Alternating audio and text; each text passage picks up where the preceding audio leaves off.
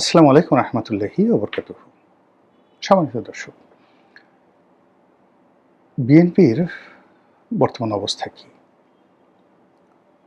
যারা সরকারে আছেন, যারা সংসদে আছেন, সংসদের বাইরে যারা স্থানীয় সরকারে আছেন কিংবা যারা দলীয় পদপদবিতে আছেন বা যারা নেই কিন্তু বিএনপি করেন, তাদের মধ্যে এই মুহূর্তে অনুভূতিটা কি?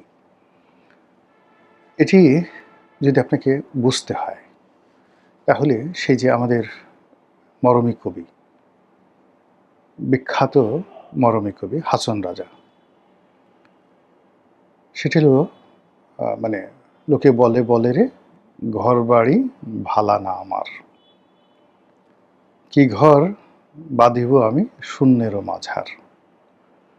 যেখানে আমার ফাউন্ডেশন নেই, মাটি নেই, তো সেখানে বাতাসের উপর আমি কিভাবে ঘর তৈরি করব? কবির সেই কথা। তো যেহেতু বাতাসের উপরে ঘর তৈরি করা যাচ্ছে না, এইজন্য আমি ঘরই তৈরি করিনি। এইজন্য লোকজন আমাকে বলে যে তোমার ঘরবাড়ি ভালো নয়। এখন সিলেটের দুলাভাই, সিলেটের জামাই জনাব তারেক রহমান, আপনি যদি তার বাড়ি ঘরের কথা চিন্তা করেন, মানে একেবারে বস্তুগতভাবে ফিজিক্সে চলে আসি, বগুড়াতে গিয়ে দেখেন তার বাড়িটি পরিত্যক্ত, পৈতৃক বাড়ি পরিত্যক্ত। দীর্ঘদিন তার মা যে বাড়িতে ছিলেন, সে বাড়িটা ভেঙে মাটির সাথে মিশিয়ে দেওয়া হয়েছে। তিনি এখন যে বাড়িটাতে আছেন, এটা হয়তো ভাড়া ছিল, পরিত্যক্ত ছিল। সেই বাড়িতে এখন তিনি একতলা একটা বাড়িতে গুলশানে তিনি আছেন। এগুলো তার বাড়ি। অন্যদিকে তিনি বসবাস করবেন সরকারি বাড়ি। সেই সরকারি বাড়ি তার নেই। যেটি প্রধানমন্ত্রীর সরকারি বাসভবন, গণভবন, সেটি পরিত্যক্ত, ক্ষতবিক্ষত। সেখানে এখন জুলাই জাদুঘর। দ্বিতীয়ত হলো যে আরেকটি বাড়ি আছে, সেটা হলো যমুনা।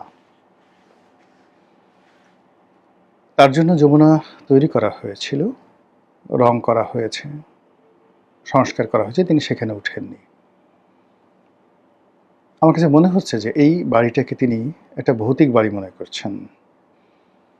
এই বাড়িতে যারা উঠেছেন তাদের সবার কপাল পুড়েছে, অপমানিত হয়েছেন, লাঞ্ছিত হয়েছেন, তারপর ধুকে ধুকে মরেছেন। এই বাড়ির প্রথম বাসিন্দা বিচারপতি লতিফুর রহমান। এই বাড়িটি তৈরি করা হয়েছিল ব্যারিস্টার মওদুদ আহমেদের জন্য ভাইস প্রেসিডেন্ট হিসেবে। এই বাড়িটিতে তিনি ওঠার আগেই এরশাদ সাহেব ক্ষমতা হারিয়েছেন, পরিত্যক্ত। তারপর লতিফুর রহমান সাহেবের পর এই বাড়িতে উঠেছেন শেখ হাসিনা। না, শেখ হাসিনার পরে আগে এই বাড়িতে উঠেছিলেন জনাব ফখরুদ্দিন সাহেব, মঈনুদ্দিন ফখরুদ্দিন সাহেব। ফখরুদ্দিন সাহেবের ব্যাপারে তো আপনি জানেন। এরপর শেখ হাসিনা যে কদিন এই বাড়িতে ছিলেন, ঠিক সেই সময়টাতেই বিডিআর মিউটিনি হয়। তার জীবন নিয়ে টানাটানি সেই দিন। কি যে একটা দুরবস্থা যমুনার বাসিন্দারা সেদিন বুঝেন। তারপর শেখ হাসিনা গেলেন, ওখান থেকে গিয়ে গণভবনে উঠলেন, আর কোনোদিন মানে যমুনার দরজা আর খুলেনি ১৭ বছরে। এরপর যমুনার বাসিন্দা হলেন ডক্টর মোহাম্মদ ইউনূস। এবং এই সময় কেবলমাত্র এখানে বসবাস করার কারণে তার উপর যে জিনের আসর হয়েছে, তার উপর যে ভূত প্রেতের আসর হয়েছে, তার উপর যে পেত্নীর আসর হয়েছে, মৎস্যকন্যা, মেসোভূত, এরকম আমরা গ্রাম বাংলাতে যে সমস্ত কুসংস্কার বিশ্বাসী, সেগুলো যদি আপনি চিন্তা করেন, তাহলে দেখবেন যে কেবলমাত্র এই বাড়ির সংস্পর্শে আসার কারণে তার জীবন গেছে, যৌবন গেছে, সারা জীবনের অর্জন গেছে। সমস্ত মানুষের ঘৃণা এবং ক্রোধ তাকে তাড়িত করছে। কাজে এতগুলো উদাহরণ, একটা সিঙ্গেল লোক এখান থেকে সসম্মানে বেরোতে পারেননি। যারা এই বাড়ির বাসিন্দা ছিলেন, সিঙ্গেল লোক সসম্মানে মরতে পারেননি। কাজেই সেই বাড়িতে তারেক রহমান সাহেব উঠবেন বা উঠবেন না, এটা নিয়ে তার একটা সংস্কার থাকতে পারে। একজন ঘনিষ্ঠ ব্যক্তি তাকে জিজ্ঞাসা করেছিলেন যে তিনি যমুনাতে কেন উঠছেন না। তিনি বলছিলেন যে এটা তো আমার ইচ্ছা না, অনেকের ইচ্ছে, এমনকি আবার বিড়ালটারও ইচ্ছা আছে। আপনারা জানেন যে বিড়াল খুবই সংবেদনশীল প্রাণী। বিড়াল, অনেকে যারা বিড়াল পোষেন তারা জানে যে বিড়াল অশরীরী আত্মা দেখতে পায়, জিন ভূত দেখতে পায়। তো সেক্ষেত্রে সেই যমুনাতে যদি জেবু এসে থাকেন, মানে তারেক রহমান সাহেবের বিড়াল এসে থাকেন, এবং সে যদি ওখানে এসে মুখ কালো করে থাকেন, তাহলে তো বুঝেন যে এটা জেবুর এই অ্যাটিটিউড ওই পরিবারে কি পরিমাণ নেতিবাচক একটা প্রতিক্রিয়া তৈরি করেছে। কথাগুলো বললাম এই অর্থে যে আপনাকে যে কোনো অবস্থাতে যদি মাথা উঁচু করে দাঁড়াতে হয়, শির দ্বারা সোজা করে দাঁড়াতে হয়, তাহলে আপনার বস্তুগত ফিজিক্সের একটা ভালো সম্মিলন থাকতে হবে, অর্থাৎ আপনার একটা বসতি থাকতে হবে। তো ওনার ব্যক্তিগত বসতিও ঠিক নেই, রাজনৈতিক এবং রাষ্ট্রীয় যে বসতি সেটাও ঠিক নেই। উনি সচিবালয়ে বসছেন, কিন্তু ওনার যে কার্যালয়টি, ট্র্যাডিশনাল যে কার্যালয়টি, প্রধানমন্ত্রীর কার্যালয়টি, এটিতে উনি নিয়মিত বসছেন, সম্ভবত বসছেন না। ফলে সচিবালয় কেন্দ্রিক যে প্রধানমন্ত্রীর কর্মযজ্ঞ, এটা আমাদের দেশে এখনো জমে ওঠেনি।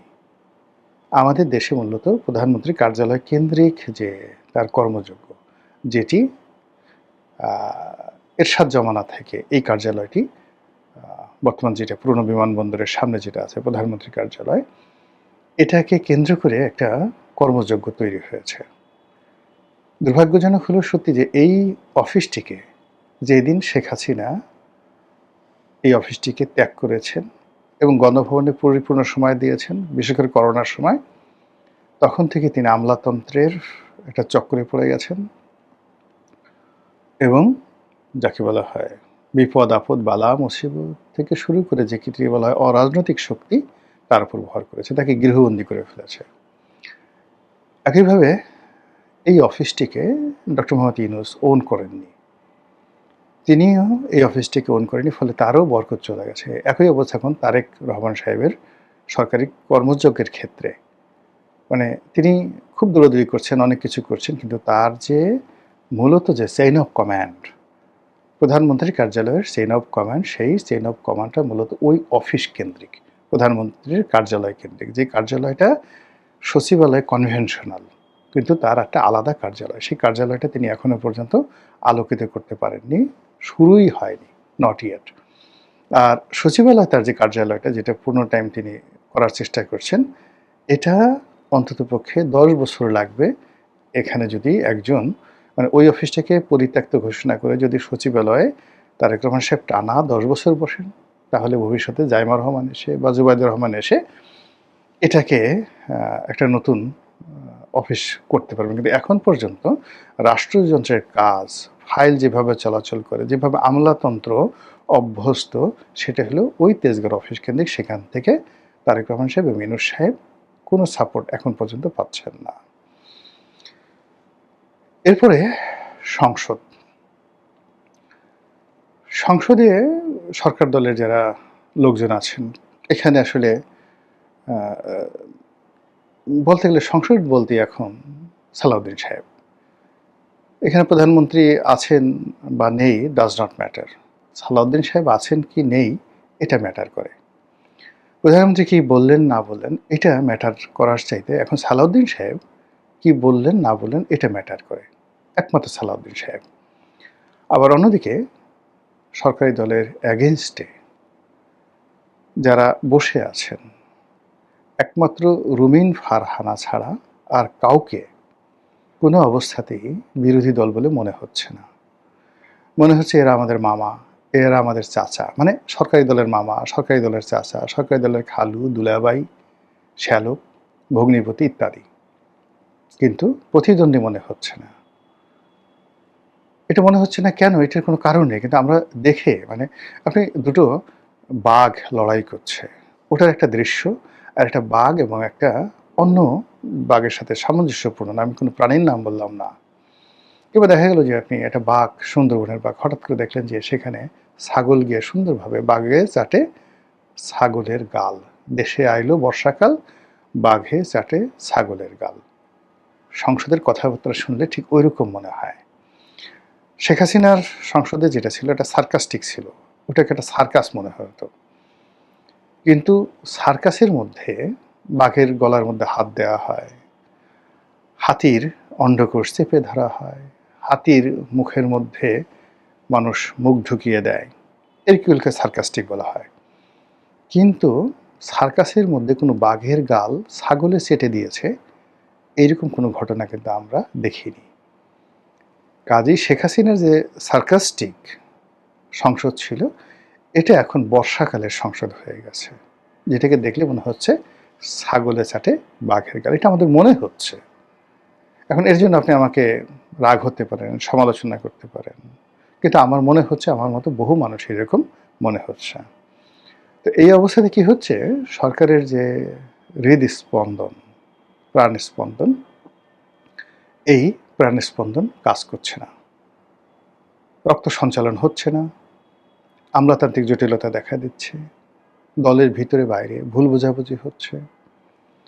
এর বাইরে যেটা একেবারে বাস্তব কতগুলো সমস্যা, তারেক রহমান সাহেব 15-16 বছর দেশের বাইরে ছিলেন, তাকে একটা নতুন পরিবেশ পরিস্থিতি, আমি যেমন ধরেন বহুদিন লন্ডনে ছিলাম, কিন্তু এখন গিয়ে আমি লন্ডন চিনব না, আমি আমেরিকাতে ছিলাম, কথার কথা স্ক্যান্ডিনেভিয়ান কান্ট্রিগুলোতে ছিলাম, কিন্তু একটা রাস্তার নামও কিন্তু আমার এখন আর মনে নেই।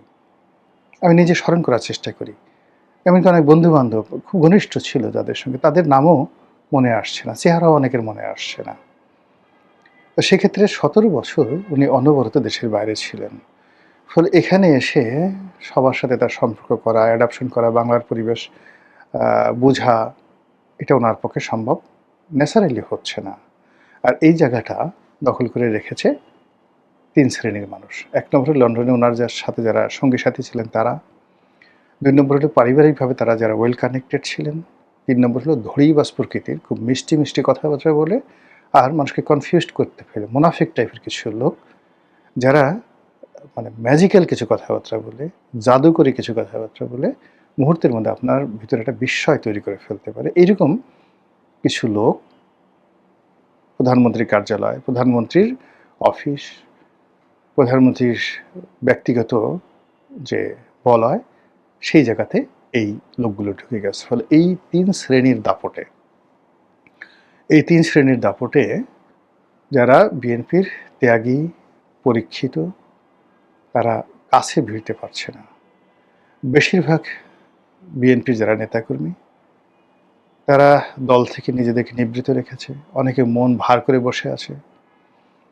বিএনপির অফিসগুলো গিয়ে দেখেন খা খা করে, কোনো লোকজন নেই। বিএনপির যে সমস্ত নেতা রয়েছেন, মানে যখন একটা সরকারের স্বাভাবিক গতি থাকে, স্পন্দন থাকে, সেখানে আপনি পদ পদবিতে থাকেন বা না থাকেন, বাড়ির সামনে শত শত মানুষের ভিড় থাকে।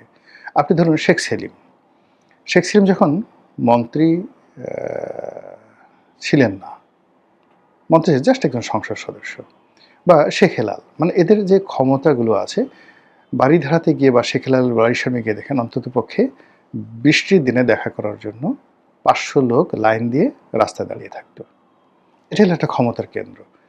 আপনি যখন 96 সনে স্বরাষ্ট্রমন্ত্রী ছিলেন নাসিম সাহেব, তোফায়েল আহমেদ ছিলেন তখন বাণিজ্য মন্ত্রী, মানে আমি এমনও ঘটনা গেছে, সকাল 7টার সময় বাসায় গিয়ে দেখি তোফায়েল সাহেবের বাসা অন্তত ভিতরে বাইরে মিলে 1000 লোক দাঁড়ানো, নাসিম সাহেবের বাসা দোতলা নিচতলায় মিলিয়ে আরও 1000 লোক দাঁড়ানো। এবং একদিন গিয়ে দেখি যে তার সাথে দেখা করার জন্য আসছেন ওই যে জাহেদ মালেক ছিল যে স্বাস্থ্যমন্ত্রী, তো জাহেদ মালিকের বাবা কর্নেল মালিক, যিনি ঢাকার মেয়র ছিলেন, তার মতো মানুষ একটা মার্সিডিজ গাড়িতে করে এসে তিনি দেখা করতে আসছেন। তো 1.5 থেকে 2 ঘন্টা তিনি রাস্তায় দাঁড়িয়েছেন, গাড়ি এসি ছেড়ে, তার মধ্যে তিনি অপেক্ষা করছেন, ভিতরে ঢুকতে পারছেন না। তো এরকম যখন প্রাণের একটা স্পন্দন থাকে, তখন যে কোনো রাজনৈতিক যারা পোর্টফোলিও ব্যক্তিত্ব, পাওয়ারফুল মিনিস্টার, তাদেরকে ঘিরে এরকম অবস্থা হয়। এখন গিয়ে দেখেন তো এই সরকারের মানে কোন মন্ত্রী, কোন এমপির এরকম পাবলিক রিলেশন আছে, জনগণ তাদের কাছে যাচ্ছে? কোথাও যাচ্ছে না। এর ফলে কি হলো, দলের মধ্যে এক ধরনের হতাশা দেখা দিয়েছে। দলের মধ্যে এক ধরনের যাকে বলা হয় উদ্বেগ এবং উৎকণ্ঠা দেখা দিয়েছে।